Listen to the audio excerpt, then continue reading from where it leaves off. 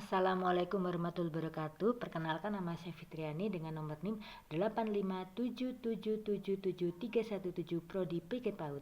Salam sejahtera untuk kita semuanya. Pada kesempatan ini saya akan membahas mengenai filsafat ilmu dan isu kontemporer pendidikan nasional dengan topik pilar-pilar pendidikan dan relevansinya di era digital. Pendidikan merupakan fondasi utama dalam membangun kualitas manusia dan kemajuan bangsa. Dalam konteks pendidikan, istilah pilar berarti dasar, penyangga atau tiang penguat yang menjadi landasan dalam membentuk sistem pendidikan yang kokoh. Tanpa pilar yang kuat, pendidikan akan kehilangan arah dan tujuan. Salah satu tokoh pendidikan nasional yang memberikan dasar filosofis pendidikan Indonesia adalah Ki Hajar Dewantara. Beliau menegaskan bahwa pendidikan bukan hanya proses transfer ilmu pengetahuan, tetapi juga proses pembentukan karakter, moral, dan kepribadian peserta didik. Ki Hajar Dewantara memperkenalkan 3 prinsip pendidikan yang sangat terkenal, yaitu pertama, Engarso Sung Tulodo, yang berarti di depan memberi teladan.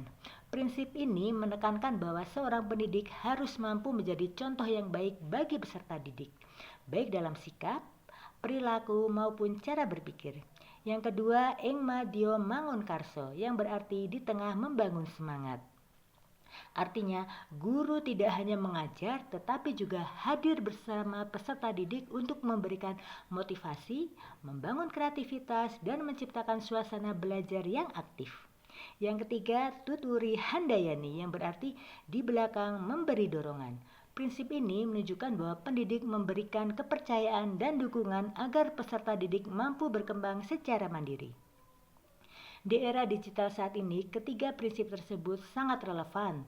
Namun, menghadapi berbagai tantangan baru, perkembangan teknologi telah mengubah pola belajar peserta didik, terutama melalui pembelajaran daring dan penggunaan media digital. Pada prinsip Engarso Sung Tulodo, guru dituntut menjadi teladan dalam penggunaan teknologi secara bijak.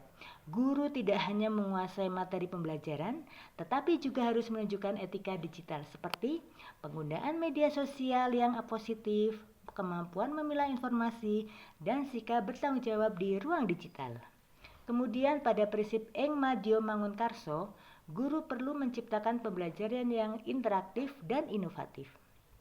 Dalam era digital, peserta didik sering merasa jenuh jika pembelajaran hanya berupa ceramah.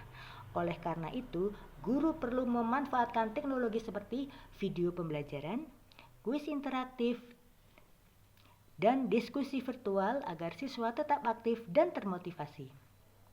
Sementara itu, prinsip Tutwuri Handayani sangat penting dalam membangun kemandirian belajar. Di era digital, peserta didik memiliki akses luas terhadap informasi. Namun, tanpa pendampingan yang tepat, mereka dapat terpengaruh oleh hoaks, konten negatif, atau penggunaan teknologi yang tidak produktif. Karena itu, guru dan orang tua perlu memberikan arahan sekaligus kepercayaan agar peserta didik mampu belajar secara mandiri dan bertanggung jawab.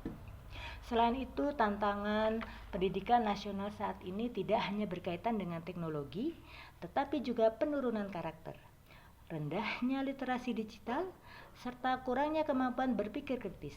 Banyak peserta didik yang lebih cepat menerima informasi dibandingkan memverifikasi kebenarannya.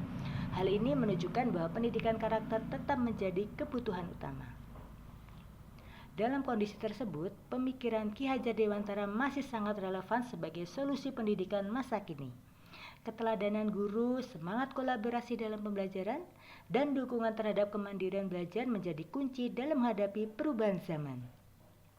Sebagai refleksi, dapat dipahami bahwa pendidikan di era digital tidak cukup berorientasi pada kecanggihan teknologi. Pendidikan harus tetap berpusat pada manusia dan nilai-nilai karakter. Teknologi hanyalah alat. Sedangkan tujuan utama pendidikan adalah membentuk manusia yang cerdas, berakhlak, kreatif, dan bertanggung jawab. Dengan menerapkan pilar-pilar pendidikan Ki Hajar Dewantara secara kontekstual, pendidikan nasional diharapkan mampu menjawab tantangan zaman tanpa kehilangan nilai kemanusiaan dan budaya bangsa. Sekian pemaparan dari saya. Terima kasih atas perhatiannya. Wassalamualaikum warahmatullahi wabarakatuh.